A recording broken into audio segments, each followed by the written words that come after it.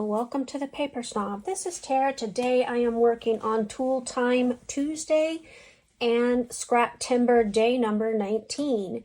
For Tool Time Tuesday, Jeannie Linguini over at Crafted in the Girl Cave gives us a list, or gave us a list at the beginning of the year for us to use a tool each month and create a process video using that tool. I will have all of the links to the ladies playing below. We release a video each week, a different group of us. I'm in week 3, so weeks 1 and 2 should be up. And of course, on the 26th, week 4 will be up for you to view, but all of those links will be below for you. And this month's tool is punches. I don't have a ton of punches. I have a few. And I have these Fiskars hexagon punches in 3 sizes, and I have some border punches, and I have a leaf punch and a couple of other punches. I used to have all the punches, but I gave them away after I got my first Cameo because I could cut whatever shape I wanted with the Cameo. I later regretted that decision because some of the smaller punches I wouldn't cut with a Cameo. I have repurchased a couple, not a whole lot, but a couple. So anyway, I'm going to be using my counterfeit kit as well. This is going to be a back to homeschool page for August or September of 2016. I'll have to get that date down before I write it on the layout. I've already done Emily's page for this school year, so this is going to be Seth's back to school pictures for that school year. And I also said that I was working on Scraptember, and Scraptember's prompt, which I will put up here for you so you can see all the prompts for September. It is to do a diagonal design. So I'm going to attempt a diagonal design. And so I did pull all of the blues from my counterfeit kit, several shades. I'm not sure that I will use all of these. And then I pulled this brown grid from Basic Gray. Note, this paper is 2009. It's super old, so I'm quite thrilled to be using it up. I pulled in, I believe these are Freckled Fawn Alphas, and then this was in my kit as well. I'm going to use the word adventure, my washi tape, and some chipboard frames that I'm going to try to add in here as well. So I'm going to go ahead and pause this video. I'm going to get started. I will not be doing the punching on camera. You don't really need to see me do punching. I punch upside down, just like that. So that is all I'm going to do, and I don't think you need to sit and watch me do that and try to figure out where I'm going with this layout as I'm moving along. So I'll be right back. So the first thing I'm going to do is I'm going to add a diagonal line of this Uncharted Mariner Distress Oxide ink. I'm going to be using the packaging technique, and as I mentioned in a previous video, if you use a smaller piece of packaging, you have more control over where to put the ink. And so I'm using, it's probably 2x3. And I'm just kind of using it to get up as much of that ink as possible so that I don't have to spray again. I'm also trying to avoid where I think my photo mat is going to end up. My photo mat is going to end up being relatively large, so I know that I just need a little bit of the ink peeking out on either side.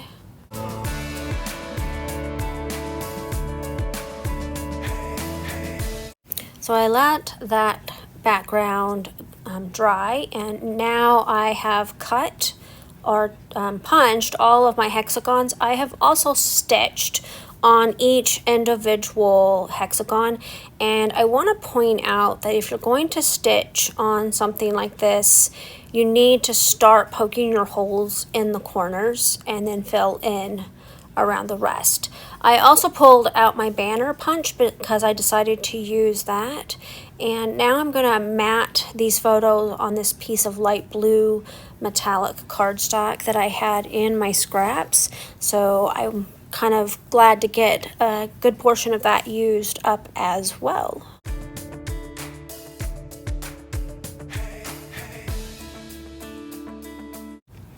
I cut out, I don't know how big this ended up being, maybe, I want to say it was 4.5 inches tall by 6.5 inches wide. I was just kind of trying to give myself enough space to put my photos on there at an angle. So I put my washi tape on a piece of white cardstock, and then I trimmed it down, and then I punched out the banner pieces with my banner punch.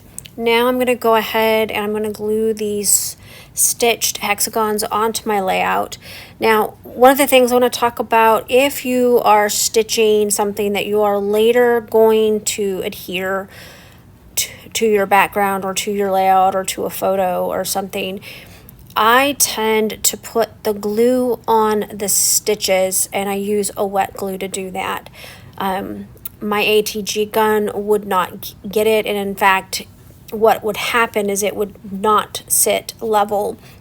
And the reason why I chose to stitch the hexagons individually instead of adhering them to my background and then stitching them is because I like the little bit of depth that the stitching gives. It's almost like I put a piece of thin fun foam behind each hexagon, and it just gives it a little bit more depth, and that is why I chose to do that. Now I'm using 5 on each corner, the upper left corner and the lower right corner, to kind of give you that diagonal look that is in the Scraptember prompts.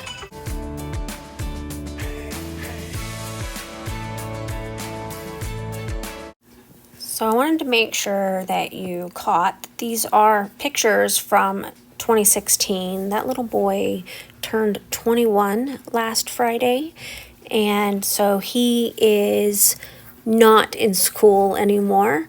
I am way behind in my scrapbooking as far as chronologically goes. I kind of scrapbook all over the place, but then I will set up a year's worth of albums at a time. And right now I have 2015 almost complete, and those albums are fully set up, and I am working on setting up 2016 as I get prompts that need certain photos. I'm pulling through the 2016, and I'm even pulling into 2017 a little bit. Albums or layouts for albums let me try that again. Layouts that I have completed that I do not have albums for sit in iris cases until I purchase the albums for that particular year. I recently went through all of my iris boxes of layouts, and I organized them by year so that when I go to find a layout for a particular year that I know I've completed, I don't have to dig through all 5 or 6 boxes. I can just dig through the one that's labeled for that year. And so that is kind of how I keep track of my layouts. And maybe sometime I should show you a video of how I set up my albums. It's actually not an original idea by me. My sister showed me how to do it when I was a brand new scrapbooker, and I have just kind of followed along with her. So maybe I should put her idea on camera so that the rest of you can learn from her wisdom. So I've got part of my title on there. It's going to say back to school or back to homeschool adventure on it is actually what the title is going to be. But first I wanted to make sure that I had room for a few of these chipboard frames. I'm using 2 circles and 1 square.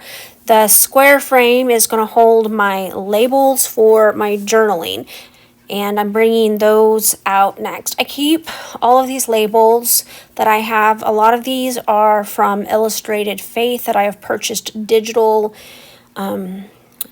copies of, and I'm able to just print and keep my supply going. There are other labels in there, like you can see jelly bean soup labels peeking out of the top, and I just kind of have all of them in page protectors. They're not in colors because, as you can see from that particular set of labels, there are more than one color on a sheet, and I don't want to have to sit and cut them all out and try to figure out a way to keep them organized. This works well for me, and so this is just how I do it. And so I chose 2 navy blue labels and then a light blue label. That light blue label is going to be centered over those 2 circle frames, and the 2 larger dark blue labels are going to go on top of my chipboard square frame.